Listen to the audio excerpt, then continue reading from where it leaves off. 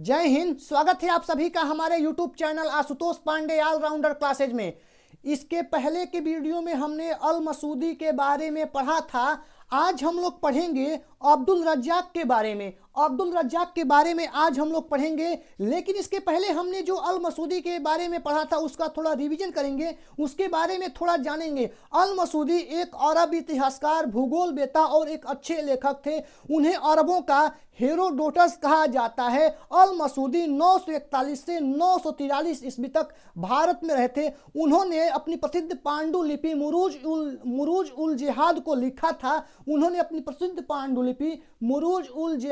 लिखा था। उन्होंने राष्ट्रकूट राजाओं के महत्ता के बारे में लिखा है।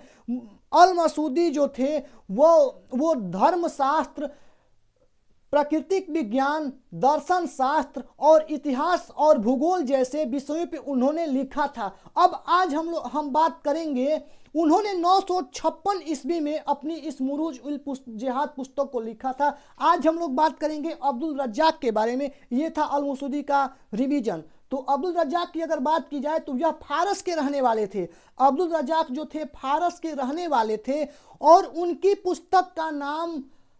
उनकी पुस्तक मतला उस सादैन व मजबा उल बहरीन है। उनकी पुस्तक का नाम मतला उस सादैन मजबा उल बहरीन है। कई एग्जाम में ये पूछी जा चुकी है। देवराय द्वितीय के समय विजयनगर साम्राज्य में आए थे। यह देवराय द्वितीय के समय, ये भी एग्जाम का टॉपिक है कि यह देवराय किसके दरबार में अब्दुल रज्जाक आए थे। तो देवराय द्वितीय के समय आए थे। विजयनगर किस साम्राज्य में आए थे? तो विजयनगर साम्राज्य में आए थे, यानी देवराय द्वितीय के समय विजयनगर साम्राज्य में आए थे। देवराय द्वितीय के शासन का लेखा जोखा इन्होंने दिया था। देवराय द्वितीय के शासन का लेखा जोखा इन्होंने दिया था।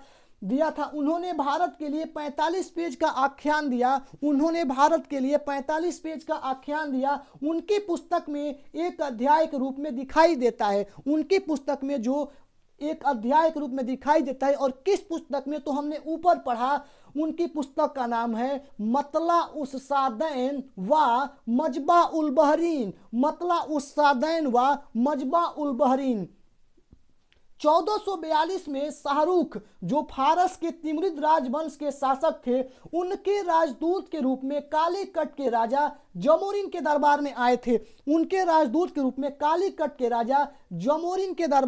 यानी 1442 में शाहरुख, जो फारस के तिमरुद राजवंश के शासक थे, उनके राजदूत के रूप में अब्दुल रज्जाक जो थे वो कालीकट के राजा जमोरिन के दरबार में आए थे। हमने आज अब्दुल रज्जाक के बारे में पढ़ा। आगे किसी और लेखक के बारे में पढ़ेंगे। मिलेंगे अगले वीडियो में। जय हिंद।